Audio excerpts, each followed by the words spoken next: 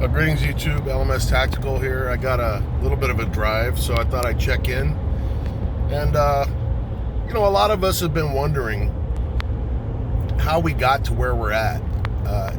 Certainly I'm talking about within the United States, the politics and all of the anti-Trump shit and this whole election problem. But also this, I think, extends really into the Western world, into Europe and even into South Africa. And why... to some degree, it pertains, but for the most part, in the United States, I've been thinking,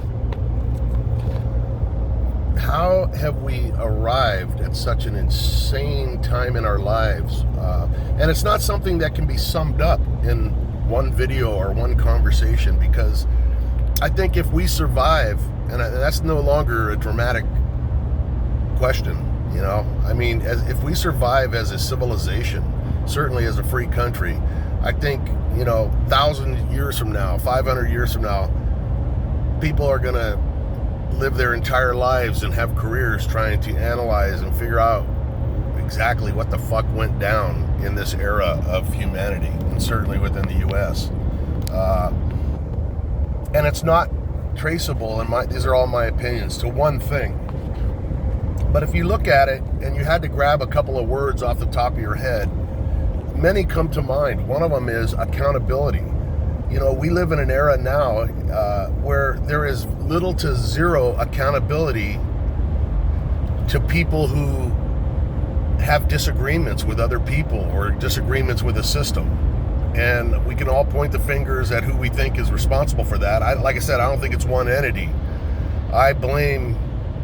I never thought that what's happening here with our election and with the whole Trump derangement shit, I never thought this is some new phenomenon. This is the very close to the end result of, generations of sculpting and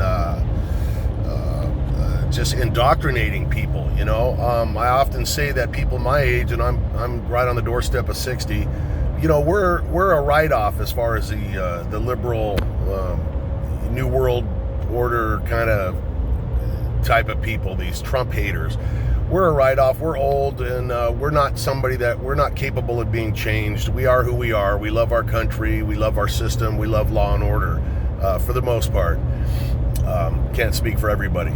But they realize that you'd have to lose a generation or two, but you could easily create, in a very short period of time, you could create people who just by controlling what they learn and what they hear and who their heroes are, you could control and create people that would put up with and not understand or not notice things like tyranny right in their face, or things like prepare to keep right onto I-95 I'm on after I-95. 2 miles. But, that they wouldn't notice the shit that's going on around them. And I know it's not safe while I'm doing this, but I'm not looking at the phone. I'm just driving with one hand like I've been doing my whole life. I don't know. Like I said, it's not something you can tackle in one video or one conversation. But we got here, back to accountability. We've got a generation or two that has been taught and told that they are not accountable for their actions. And what do I mean by that? I blame a lot of the recent shit on the Obama years, where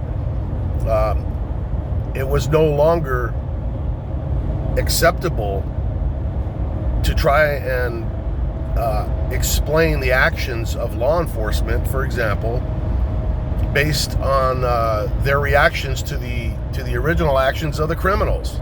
Okay, so what you ended up having was now the end result of that, of always siding with the poor victims, citizens who, if they're not white, are being, the only reason the police are stopping them is because they're not white in this insane world of bullshit. You got these fucking people that literally were given, keep right onto I-95. They were given the green light, and they have been given the green light by politicians and by Hollywood, all these elitist scumbags. given the green light to resist at every fucking step when dealing with law enforcement.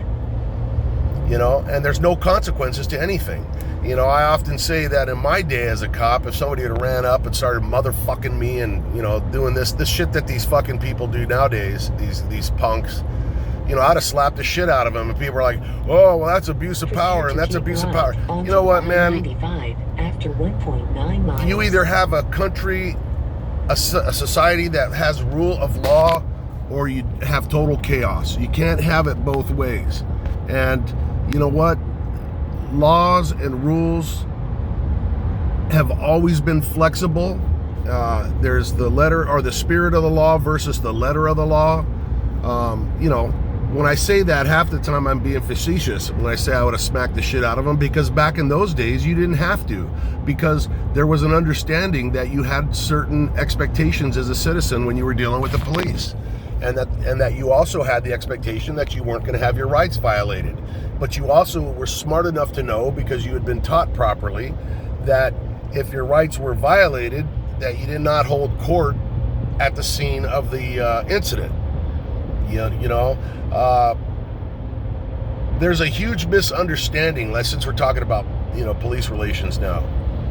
There's a very, very big misunderstanding, and it's not accidental. This is what these elitist, leftist, scumbag commies have done.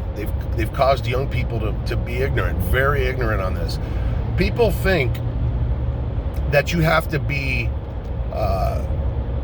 guilty in order to be arrested. Right onto I-95. That's not true. You do not you can be totally innocent and be arrested, and the cops not have done anything wrong. People have no clue about the laws in this country and why laws are the way they are and how you're supposed to react and what the cops are doing. The cops are not arresting people and deciding whether or not they're guilty.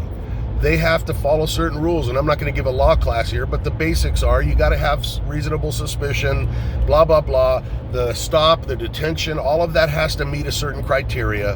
And if you don't think it does meet the criteria, you are not, if you want to have a society that's civil and lawful, you do not have the right to challenge the officer at the scene to the extent that you're saying fuck you and running away, or you're getting physical with him, or you're spitting in his face, or I ain't getting out of the fucking car. You know, all these assholes that ended up getting shot would have all not been shot if they'd have just followed the fucking instructions of the police officer. And there are rules and mechanisms and things in place to deal with the cops if they cross a certain line. But when you literally put them in the position that, you know, if you think that because you're black, you don't have to follow any fucking rules, you don't have to, and I know my language is bad, sorry, sorry about that, sorry, not sorry, but if you think that you have a right to act a certain way just because you're black or you're Hispanic and the cop's white, well, shame on you. You're just a fucking problem, man. You're a cancer cell to society, in my opinion. You know, because what'll happen, and I've said this long before the Trump years, and now we're seeing it come to fruition. Eventually, what you'll do is you'll chase anybody that has a semi-intelligent brain in their head away from law enforcement, and you'll be left with scumbag, bottom of the barrel people that'll want to put the badge on, because nobody with any common sense would want to subject themselves to that kind of torture and bullshit and risk their lives for a bunch of assholes that don't fucking want to be protected, or they want to fucking run rampant. And you'll end up with a really shitty society, and you'll long for the days when cops actually had respect, because having respect is not, showing respect to law enforcement is not a weakness. You know, when you fucking get pulled over and you put your hands in plain sight and you don't make any furtive movements and you do your best to make it to make a bad situation keep it from getting worse. Nobody wants to get stopped by the police. Nobody wants to get a ticket. But if you do your part in making it safe and as pleasant for everyone as possible, you're helping a society be civil. You know? Do I have the right to be like, fuck you, bitch, you're an asshole, you're this, that, I hope you fucking die? Yeah, I have a right to do that. But there's no responsibility, there's no fucking repercussions for that anymore. And so eventually the whole fucking machine breaks down, and all you've done is just your part in fucking up a system. We either have a system of law and order and rules, or it's every man for himself. And believe me, a lot of guys like me, we would do very well in that society. You know, when I look at a system that I want to be peaceful and law and order and people stopping at red lights and going on green lights and holding doors open for each other, that is for the good well-being of all people. I don't need that shit, because I'll knock your fucking ass out if you get in my face. It's not me and guys like me that are going to be worried about a lawless society. It's you fucking young fucking soy milk drinking motherfuckers, man, that have no clue what you're doing, and you think it's a victory every time you fucking somehow shut the police down, or you burn a police car, or you do some bullshit like that. But it's not just law and order. Look at our schools. Look at the schools in other countries. Man, in my day, we stood up, we said the Pledge of Allegiance, and, you know, there's a whole generation of little twats that have been taught that this country is racist and bad, and we don't need to pledge allegiance to it, to our flag. And that's why they don't have any respect for the flag. Okay? Oh, it's just a piece of cloth. These people are fucking brainwashed. They are literally letting everyone else do they're letting the Beyoncés and the fucking, whatever other fucking, you know, people, I don't know, I don't watch all that shit, but whoever the fucking latest fucking nose ring fucking tattoo on the forehead cocksucker is, that's who's teaching our kids, or your kids. Mine are grown, thank God. You know, there's reasons why we said Pledge of Allegiance to the country. There were reasons why we were taught how great our country is, and we were also taught about the mistakes we made and the things that weren't right and the things we did wrong, but we didn't try to fucking erase it, and we didn't teach kids to hate themselves because they happen to be white. You know, I mean, this is what's going on here, and it's not an accident. It's a design by the communists who have taken over Western civilization, and they want this big fucking one world bullshit. You know, the kids now, you know, if you just got out of line with a teacher in my day, they'd slap you in the fucking head and drag you by your fucking hair in your ear to the principal's office, who would swat you on the ass and suspend you for a few days. Nowadays, they'd sue the school for that. Go on YouTube, you can see fucking kids telling teachers to eat shit and fucking fighting with teachers, fist fighting with them. That's not an accident.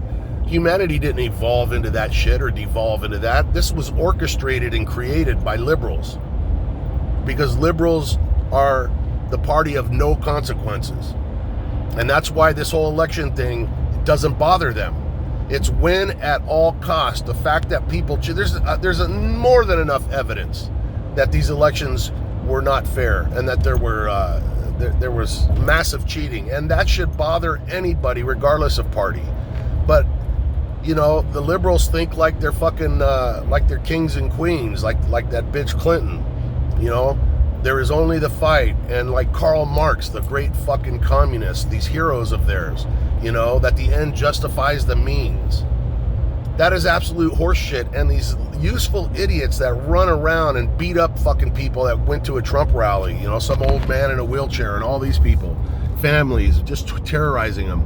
These people that are out there breaking and burning and rioting, history, it has countless examples, countless. Every fucking country that ever that turned communist had these fucking very same useful people. Antifa's nothing new. And these are always the first people that are fucking executed and done away with when real communism takes a foothold.